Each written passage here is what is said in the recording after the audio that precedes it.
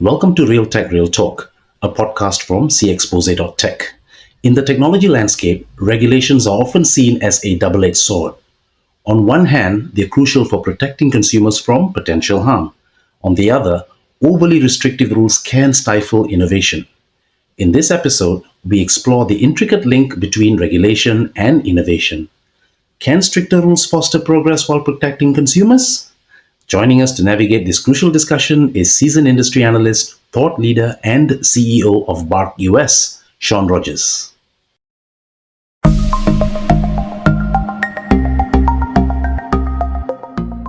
Hello, Shawn. Welcome to the show. Hey, it's great to be here. Thanks for having me. To kick things off, maybe you could introduce yourself and tell us a little bit about BARC in the US. Yeah, absolutely. I've been in the analytics, AI, machine learning space, going back to the early days of data warehousing and business intelligence. I started as a journalist, and I am now the CEO of BARC US, which is I think we have over 60 people and 25 analysts covering the subject matter specifically. So we're a specialty analyst firm, and we help end user companies with their strategies. We publish surveys and research and point of views in the market, and we also, of course, intermingle with some of the vendors in the space as well. So, thanks, Shawn.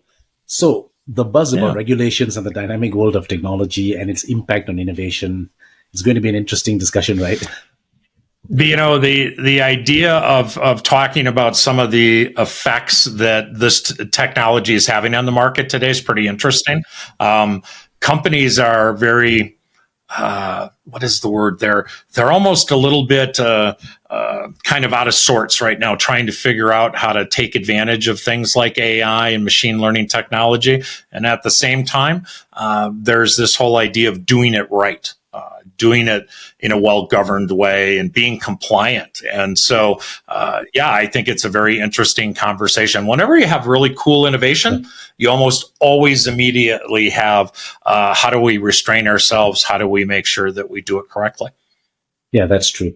The thing is, every now and then, and when a new technology pops up, it sparks a familiar debate, doesn't it? On one side, you will have enthusiasts, celebrating its potential to revolutionize business and lives in many ways. And on the other side, you will have these cautious voices that raise concerns about potential security risks or privacy implications.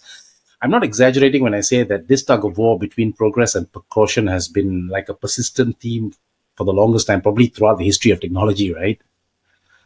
Well, you know what? I think one of the interesting things is that whenever we can be innovative, there's always companies or people in the market that will over innovate. They will go a little too far with the technology. And I think that speaks to what you were saying, that there's one camp that's concerned about people abusing technology. And then there's this other camp that's very excited about how we can serve customers better, understand interactions better, automate things better, faster.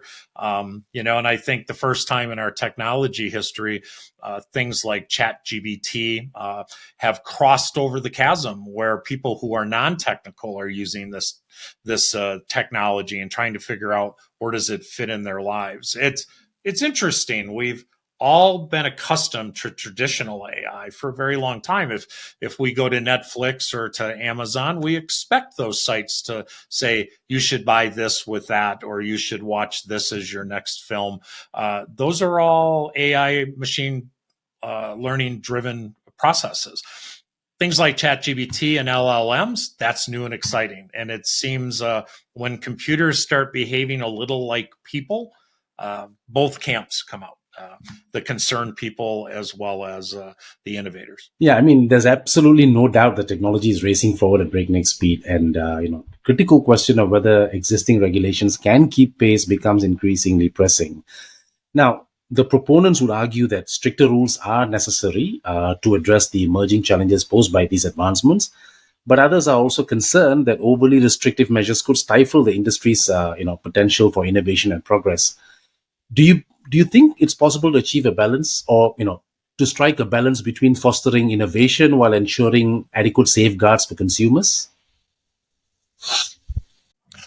Yeah, the short answer is yeah. I do think we'll find a balance. I do not think that we're there yet. I think that The governing side of things is still trying to play catch up. And in certain countries, and I'll use the US where I'm from as an example, I think we're kind of far behind what we're seeing in Europe. I've seen places like Singapore have really great, national strategies for AI that they're transparent about and they brought to the market quite early. The US is behind. So it's going to take another year or two for everybody to kind of get their regulation processes in place. And I think that's important to balance. The EU AI Act has taken some good steps forward very recently, and it'll probably get enacted here pretty soon. I think it only has one more process to go through, and then they'll start ramping that up across the EU. The US is kind of leaning on NIST as an organization to help with guidelines, and other countries have similar things that are coming to the surface. Even the manufacturing world, where governed manufacturing processes are important, like in pharmaceuticals and so on, they're starting to lay down some guidelines for how to govern AI as a technology. And I think that that's very important for getting to that balance that you were talking about. I will add one thing to it that a lot of companies miss, and it's this idea of responsible AI. So, responsible AI isn't so much about being governed, it's about making sure that a company has its own internal set Yeah. of how guidelines of how they want to interact with this, how they want to make sure their data and their models are not biased, how they want quality and accuracy to be dealt with, how they want humans to interact. Like if you look at the NAIS documents from Singapore, for instance, one of the things that's paramount in those documents is the role of humans with AI. And I thought that's very important when you look at what they're talking to their constituents about. So the short answer is yes, we'll find balance. The stuff that's in the market from a governance standpoint, not enough today. It needs to mature and take steps forward. And the last part of your question is will it kind of slow or impair innovation? I think there's enough innovative space in the market for anybody that's using this technology to get a very large return on their investment. I think that the governance will help customers stay out of trouble and not over innovate, not go too far. I will also then add to my long answer to your good question is that in the end, me as an analyst, I write about how things work in the world, and I know that this year I'm going to write about some really colossal failures because some companies will not restrain themselves. They're going to do silly things with technology. And they're going to come out looking kind of bad. Okay, so we have the proponents and the concerned group. And to appease both sides of the divide, I'm thinking would something like a sector-specific regulatory body be more effective than, say, a single regulatory body? I mean, I'm looking at it from a perspective where sector-specific expertise could possibly offer, more targeted security for consumers, and also the expertise can bring forward certain innovations that are probably more relevant to that sector rather than a single regulatory body, which is basically sitting up there and overseeing everything, but not necessarily specializing in any specific sector.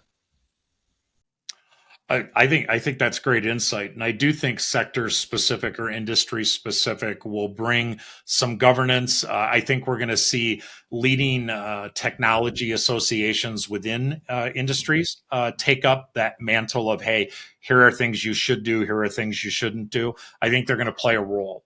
I think that to find that balance, while sector specific will play a role, the federal or higher level government entities of countries are going to still have to be involved. Now, I'll go back to the sector specific. One of the things that we're starting to see is that as companies bring LLM models into their environment to use, sector specific and industry specific models are becoming really popular. So we have a piece of research in the field right now, and we're asking professionals how important is industry or sector specific models and content for you, and it's growing quite well. So it's over 30% of the respondents have indicated that they're planning to incorporate industry specific models into their multi-model environment to drive AI. So I think it's a great question. I think associations will play a key role in sectors to help companies navigate what's a very complex landscape.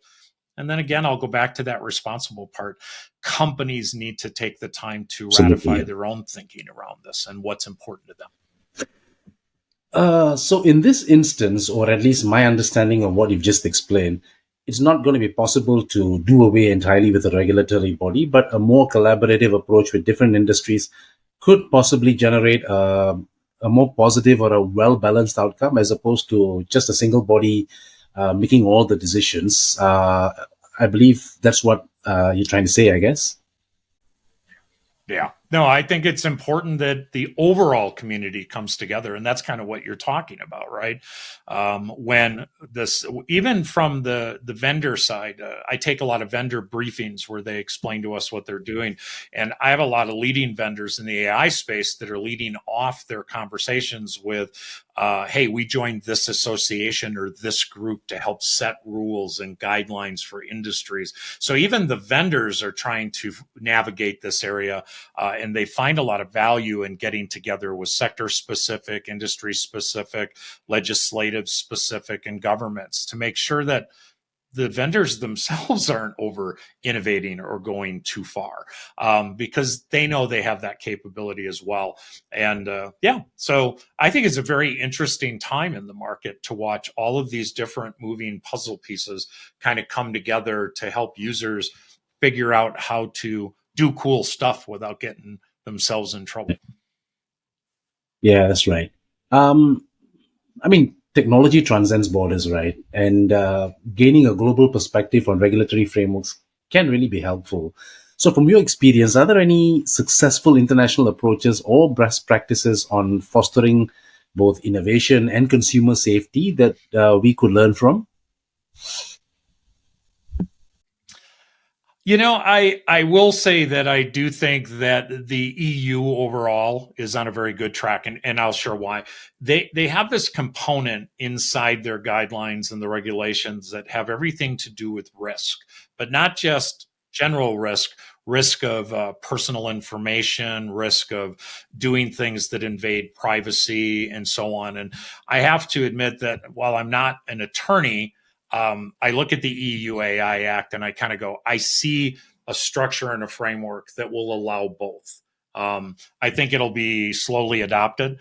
I think that they will fine some companies to make their point that they're serious about it.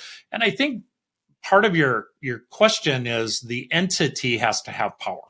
So, like, when you look at NIST in the US, or general manufacturing processes, or the EU has a lot of authority. And I think that authority helps put that framework in place in a meaningful way. I think, the same, I mentioned Singapore strategy, they're doing the same and they're out ahead. So, but impactfully, the EU is going to be one of the biggest ones. And even though, as I mentioned before, I don't think the US has anything to brag about right now. Most of these larger US based firms do business outside the US, which means you will have to, or they will have to, follow the guidelines and regulations of whatever happens in the EU. So I think the EU did the very same thing with GDPR many years ago. When big data became a thing back in 2006, the EU stepped up very quickly to say, hey, we need guidelines. We need to protect privacy. Just because you can do really cool things with data today doesn't mean you can. And they're doing the same thing with AI. So I think the framework around it will allow innovation and keep a balance. It's an individual opinion, because you will meet some people in the market that will say the EU AI Act is constraining my capabilities to do cool stuff. So it's never a perfect rule, but I think that's where I would highlight some of the best work. They have their act together. Not to be funny about the name of it, but yeah, it looks good. Hmm. It's interesting. And I mean, staying on the EU framework, let's look at Asia, right? This is a very diverse region. I mean, there's so many different cultures, languages, and ways of life. From your experience, do you think the EU's approach can be effectively replicated in Asia, or at least replicated in Asia to some extent? Would that be possible? I think parts of it can. I think parts of it won't be. Sensitivity to digital lifestyles is different everywhere in the world. So, for instance, my company is my parent company is based in Germany, and culturally, the German population is less open to sharing personal content and information online than, say, perhaps the people in the UK. And I'm speaking in generalities, right? But the culture of a country or a region will dictate some of this.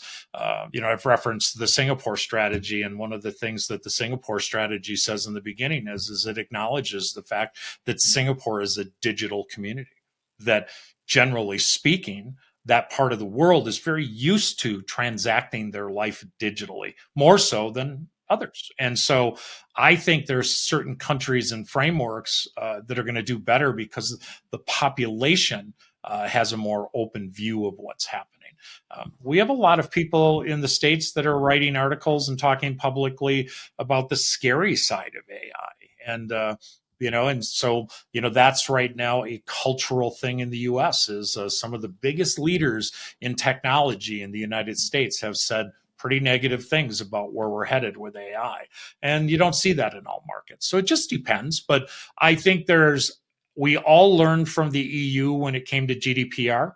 And we'll all learn from the EU about how we handle AI. And every country is going to grab parts and pieces of that to influence what they're doing. That's interesting. And I think it's also looking promising. Well, I think we've covered a lot of ground today exploring the balanced approach to regulation and innovation. Thank you very much for your insightful perspectives, Shawn.